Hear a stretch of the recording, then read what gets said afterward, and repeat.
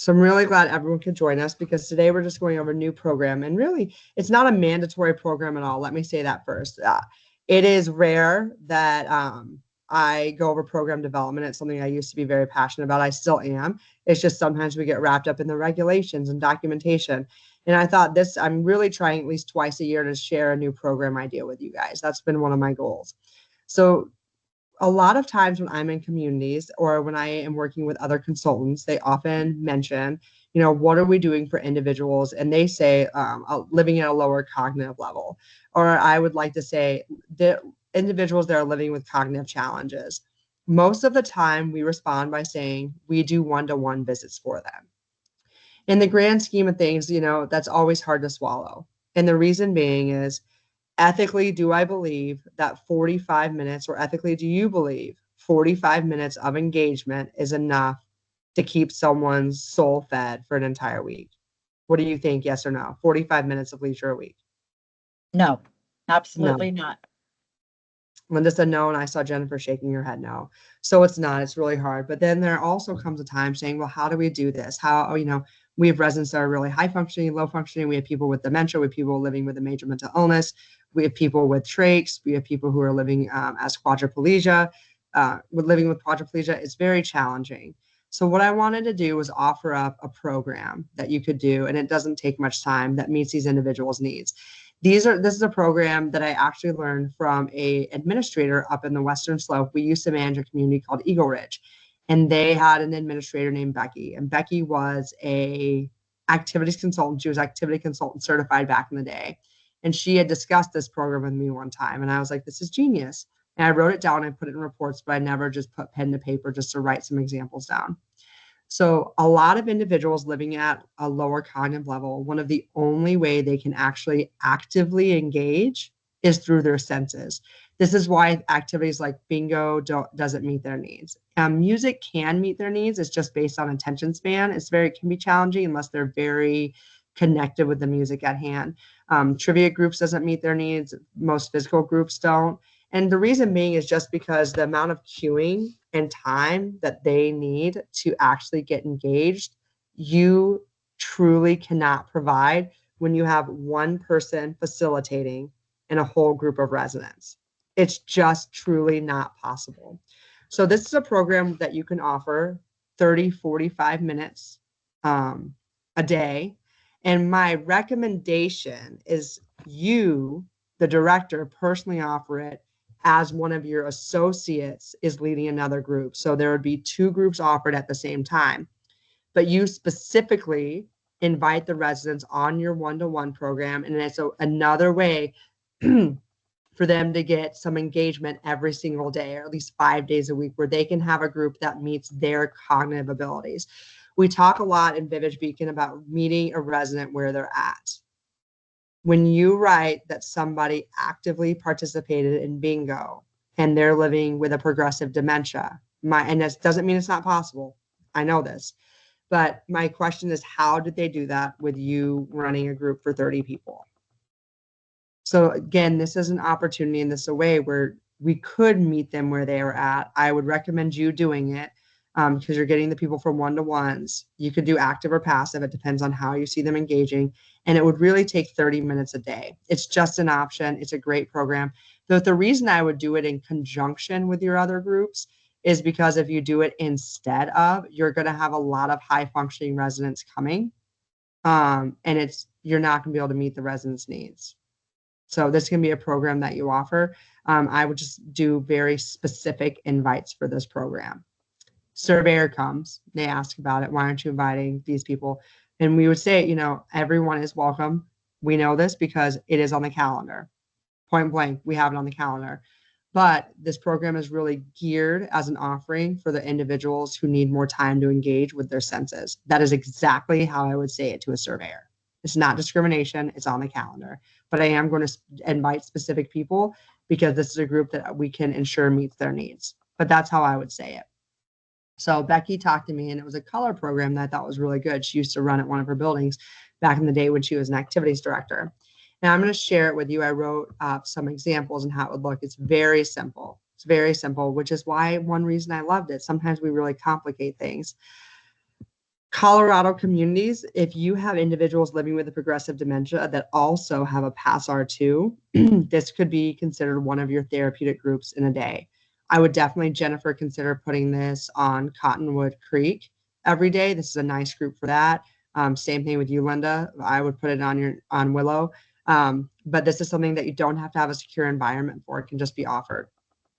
But I shared it with you and I have the screen up. Very simple. So you'd offer this program 5 days a week.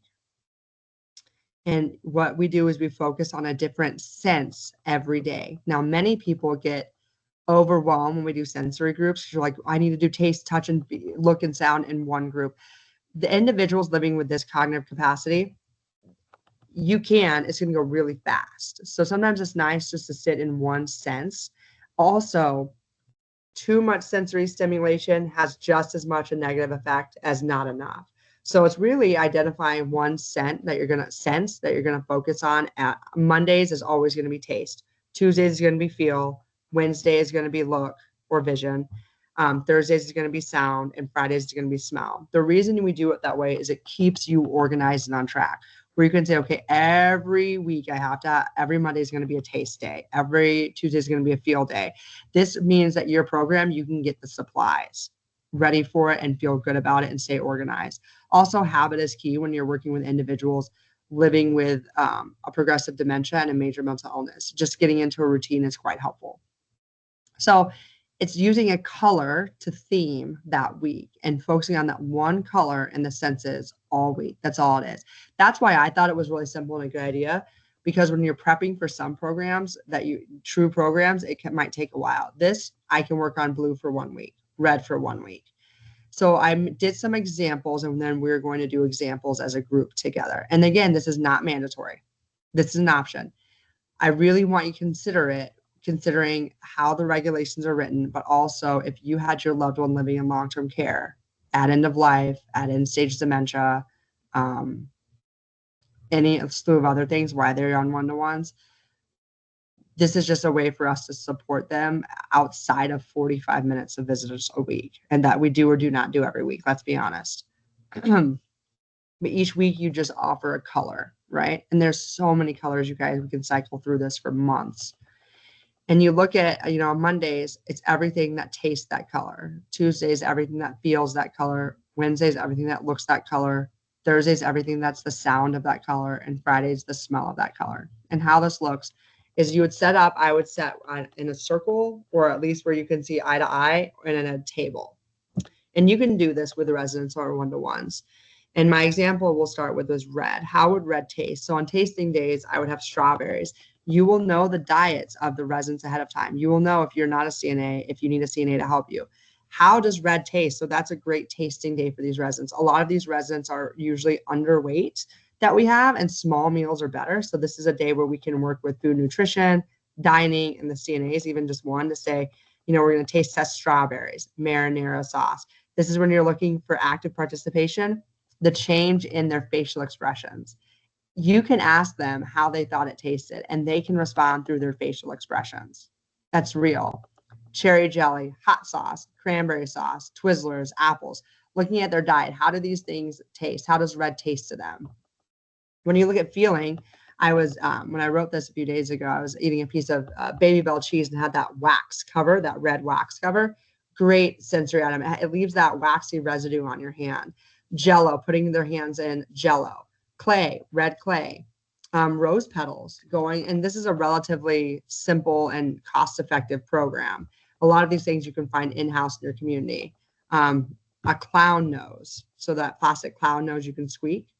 A boa, getting a red boa. You could do a boa for every color and putting it around their neck, around their face, letting them touch it. And a red rock, which we have plenty of in Colorado and New Mexico. And I know you're going to have them in California. Look, how does red look? This is a different visuals. You can do books. You can go to the library and do books. You can get magazines. You can show them on a tablet. You can show people on a computer, or use different platforms for that. And looking at a Where's Waldo book, all of that red. The Red Sea, a fire, Mars, a ruby. So you can find a lot of these things in-house. You can use jewelry. You can use fake jewelry. How does it sound? So this is when you get out either your laptop, your phone, or when I did this program with a group of residents, I used a sound machine, but you can use free apps on the phone. A crackling fire. How does it sound when you slice a tomato? That like gushy sound.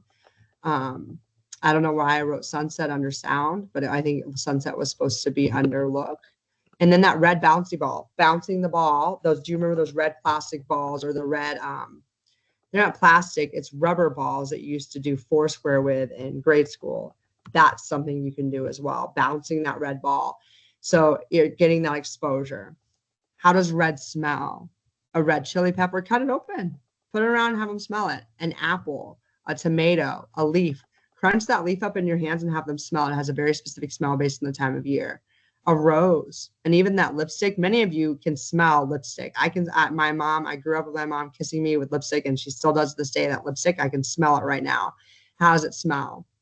But these programs only take about 30 to 45 minutes a day and make a huge impact. And the focus is one color a week. But you can see I just chose things that that had the most impact for that sense. I did the same thing with blue, looking at tasting blueberries, those edible flowers I can get online, blue cheese, Sour Patch Kids, and Gatorade. Again, look at the different diet types. The good news is there's a lot of food that meets people's diet types and different textures. Water, Play-Doh, bubbles, recycling bin, pillows, a feather for feeling. The look, how does the ocean look? You can put on the fake waves on your computer screen. The sky, go outside, butterflies, a robin's egg, a bluebird. The sounds, so many blue sounds, right? The rain, the ocean, a babbling brook, a bluebird, a peacock. Smell. How does berry pie smell? You can make it. Do a whole activity over it and just do the smells. Salt water, a bellflower, and blue corn. So these are just different pieces. I like this program because it really did expand my brain, truly trying to think of these things and then prepping them for the group. But it doesn't take much, and it really does make a huge impact on a lot of these things we can find in-house. Before we do one of the colors together, does anyone have any questions or feedback? It is really simple, and that's why I like it. But does anybody have any feedback or thoughts?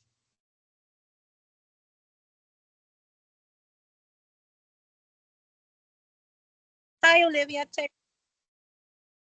So technically, I do something for the lower functioning, like our dementia, 3 times a week, which we call the Sunshine Group, which I do it on Sundays, Wednesdays, and Fridays. Okay. But now I expanded 2 more days and then simplified to this, because this does look good. Because like yesterday, say we did coloring sheets, so we focus on coloring, and then like before that, we did music appreciation, where Awesome. I asked them what kind of music, and then we just played songs from that music. And usually the group does last 30 to like 40 minutes with them. Perfect. And like I don't usually do it along with another activity because we are basically all in one room. So usually I do it right after the main activity, like say bingo. And then once bingo's over, then we gather the other group and we start that one. That's fine. I think that's fine. I think if you can add the 2 other days in, I think it'd be very helpful. Just so then you can you have like almost a week's worth of activities that the residents went to, 5 groups in a week potentially, right? They can get out of bed, and then you have 3 days a week where they're getting one-on-one visits. I think that's great, Irene. Okay. And you can expand some of those ideas into the colors too, or vice versa. I love that. Yeah, I like this. I like it. It's simple. I had an aha moment when Becky taught me. Any other feedback before we do I just want to get your feedback because I'm going to work on the green color with you guys and see what you think. So I have the next color would be green. So I'm going to not share my screen. I can at the same time. I'm going to go back and forth. So I want to check the chat box. But your guys' idea, how would the color green taste? What are the best tasting things that we could do for green? Grapes. Grapes. Love that. I'm going to type in grapes. What else? Cucumber. Yes. I love Kiwi. that. Kiwi. Green chili. Oh, look at that. That is a perfect one. Green chili. Wait. Is it? I messed this up. Chili with an I or chili with an E at the end? I always mess this up when it's the green chili you make. Rachel or Tanya? Is it an okay, That's what good. It's an E. Thank you. I knew it, man, when I was typing it. Okay. Green chili. What else?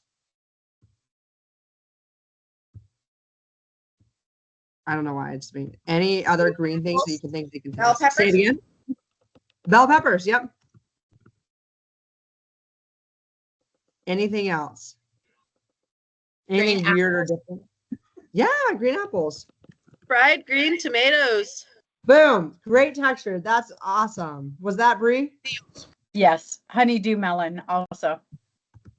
Honeydew melon. Beautiful. So really, really fun. You can really think about this as well seasonally. So in the fall, if you're recirculating colors, do the green chili, do the fried green tomatoes, do stuff that's in season. That's awesome.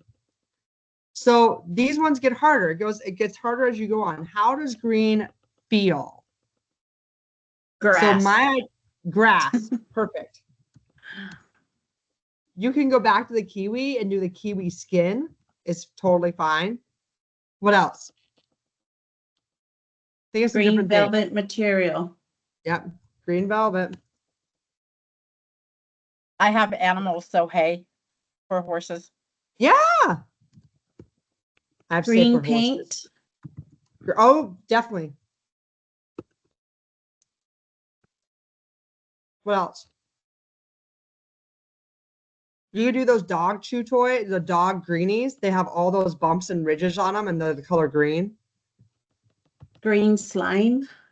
Yeah, perfect. Green Play-Doh. Play-Doh. I learned that it's spelled a very specific way, you guys, today. I did it wrong multiple times. I don't know if that's right. I literally had to go through and edit some of this today. So you have green. How does green look? And some can be repeat, but you want to try to expand it. How does green look?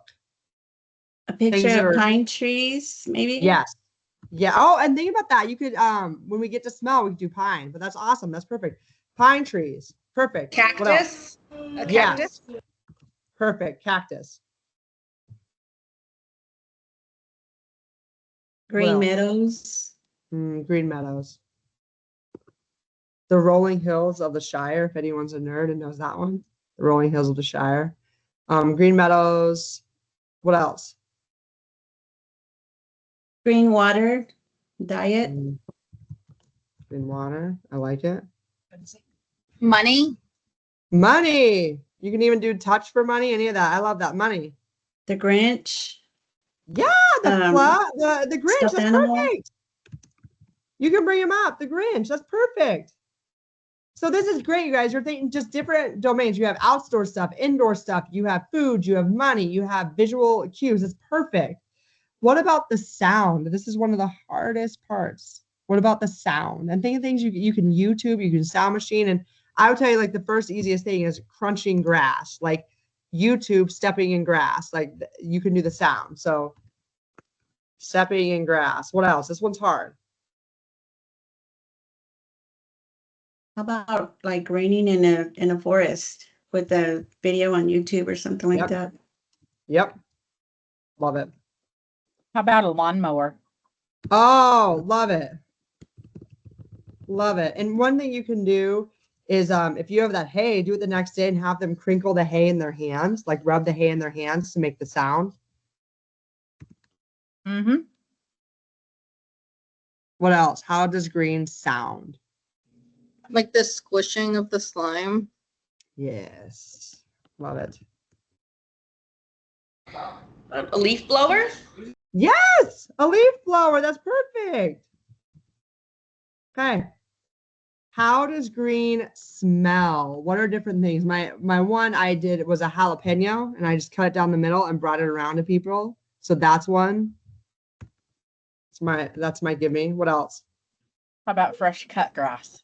Yep. Roasting green chili. Roasting green chilies. Green seasonings. Yes. What kind of green? There's oregano. Oregano, Oh, thyme, that's seasoning. bay leaves, stuff like that. Yep, we got it. Love it. We're on the same wavelength, Rachel.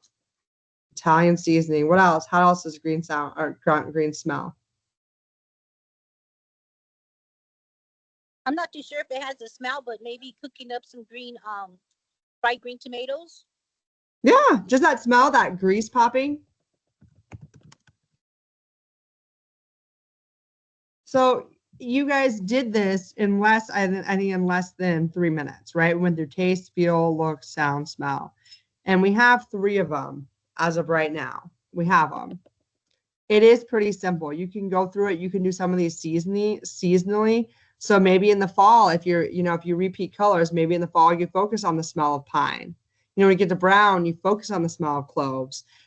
Step it up. When you're looking at individuals, individuals living with cognitive challenge are looking for you to cue them on what season and time it is.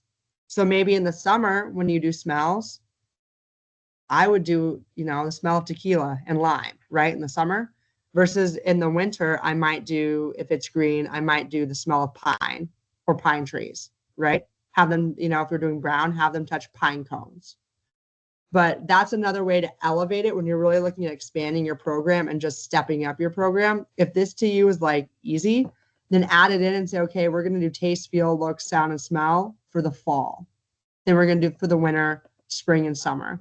That's a really good way for you guys to elevate your program and to say, I know that our programs do cue them for their time and place and their season. So what they taste, feel, look, and sound, and smell out in these next 3 months is going to be based on the season too. That's another way you can expand the program as well. Questions, thoughts, anything? Oh, and somebody in the chat box, you guys were great. Jason said lime, green jello. Was from Mylene, and then I love it. The smell, and the even texture of celery and a succulent. That's a great idea, Jason. Thank you. Any thoughts or feedback or questions? This is just an offering. Again, it's not mandated, but I want you to be thinking about, it's always going to be a survey issue and an ethical issue in our homes, the programs we are running for individuals who are cognitively impaired. At a community like Allison, or our secure environments, it's easier because a lot of your programs can be geared towards these individuals. When you have most of our communities have a very mixed population of those living with cognitive challenges and dementia, and then living with behavioral health needs. How I generally describe a calendar is if each of your residents in your home had the ability and desire to participate in at least one group a month, if they have the ability and desire, does your calendar have an offering for them? If not, that's what you want to work on. So really think about that. But this is just an option. I think it's really fun. I will tell you, I've done this program in homes before. I loved it. It made my brain work, and it was fun gathering stuff, and it was great to work. Again, as directors, you don't always get to facilitate, plan, prep your own group. A lot of times it's the assistants. As a reminder, every director should be facilitating at least 3 or 4 groups a week. Like, these are programs you should excel at. So this is an easy one for you to do, and to just stay in touch with how inviting, how documenting, how cleaning up goes, and stay in touch with the residents who need you the most. Any questions before we're done? I hope this helped. I hope it gave you just an idea of another program. I want to really support